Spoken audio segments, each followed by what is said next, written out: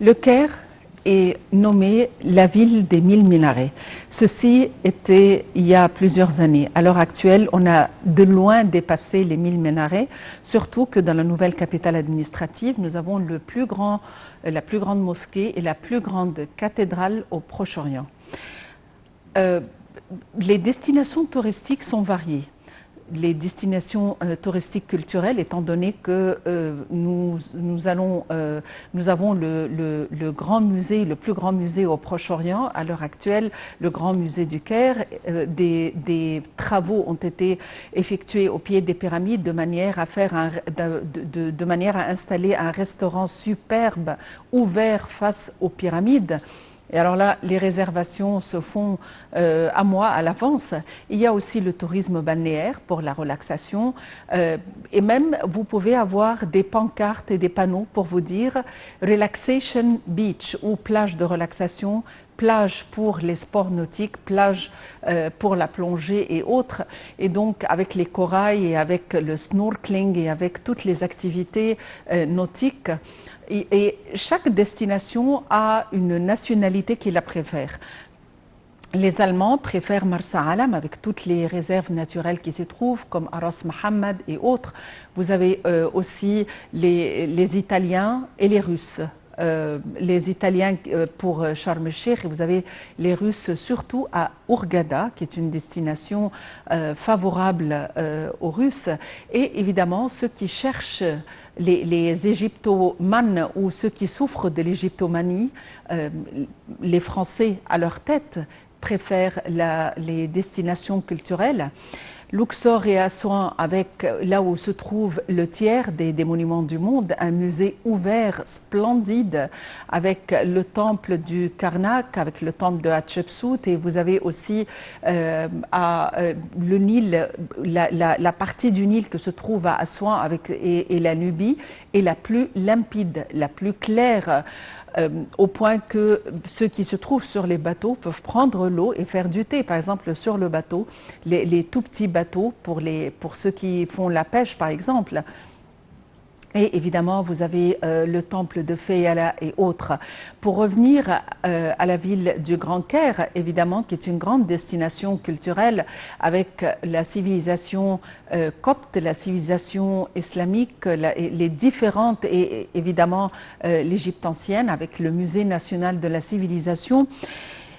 Tout ceci pour dire ou les raisons pour lesquelles le ministère du Tourisme et des Antiquités, représenté par l'autorité générale égyptienne pour la promotion du tourisme, a participé au salon Incentive Business Travel Meetings, Incentive Business Travel Meeting, et qui est un salon spécialisé dans le tourisme d'incitation et des conférences.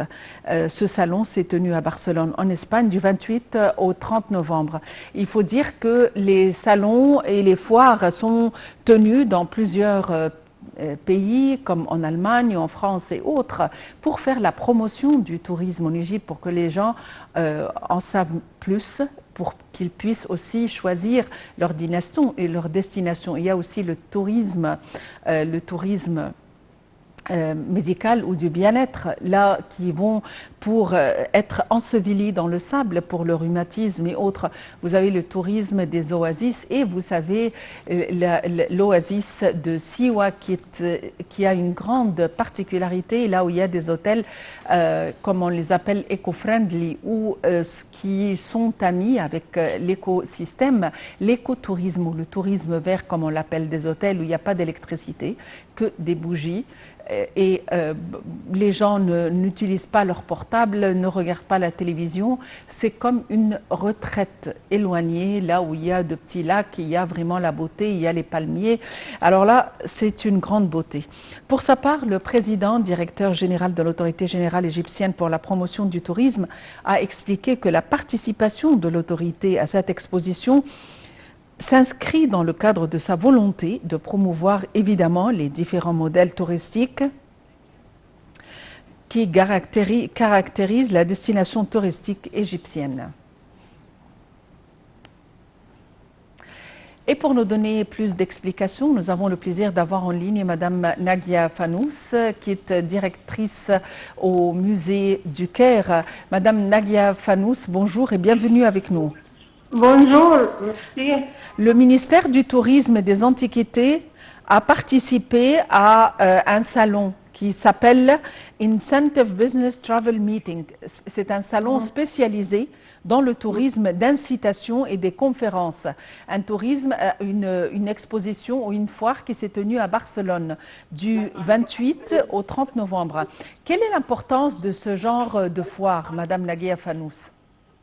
Comme vous savez, ce genre de tourisme, c'est très important parce que c'est une façon de communication nationale et en même temps donne l'importance du tourisme en Égypte.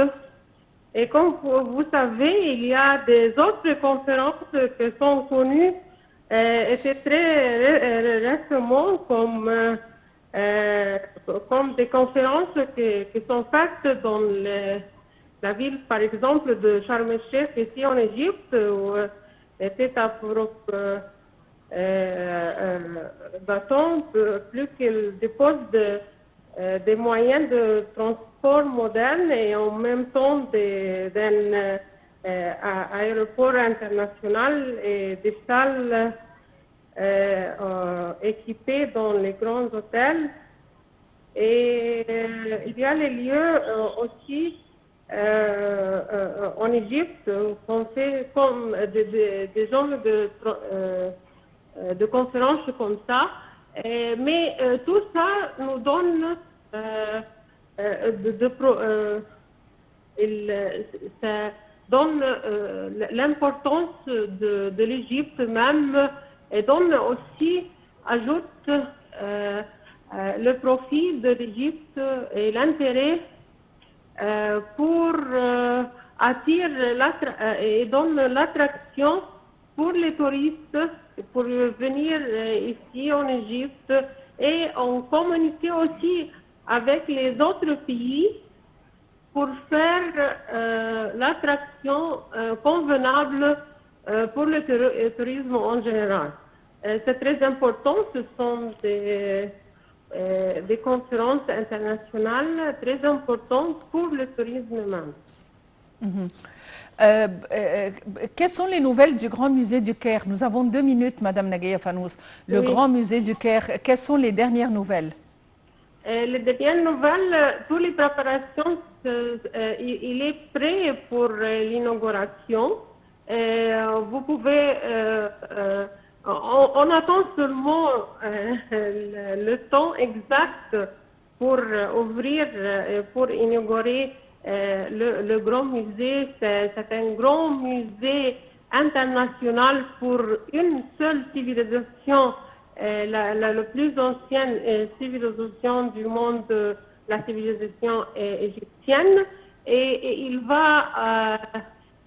va dominer plus de 100 000 objets, artefacts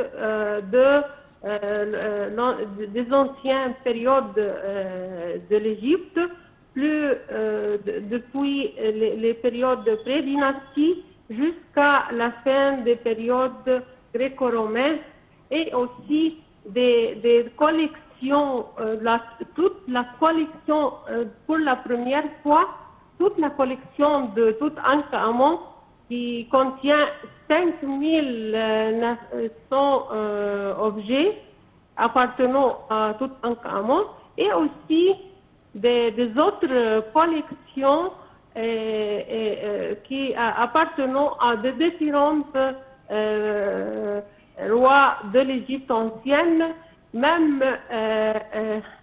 l'obélisque aussi, l'obélisque suspendu, et aussi la barque de Khéops, la plus rare barque de Khéops qui était à côté de la pyramide, deux barques de Khéops, de cèdre ouvragé important du Liban, au temps du roi depuis 2650 avant Jésus-Christ. Madame Nagaya Fanous, vous êtes directrice générale du musée du Caire. Merci d'avoir été avec nous aujourd'hui. Il faut dire qu'au cours de la participation à l'exposition, le directeur général des bureaux étrangers de l'administration centrale des offices du tourisme de l'autorité générale égyptienne pour la promotion du tourisme a tenu plusieurs réunions avec un certain nombre de voyagistes et d'entreprises touristiques d'Espagne et des marchés ciblés qui ont discuté des moyens d'augmenter le trafic touristique vers la destination touristique égyptienne. Des efforts sont conjugués de manière à ce que l'Égypte soit toujours à la une des destinations touristiques. Merci de nous avoir suivis. Très bonne journée à tous et à la prochaine.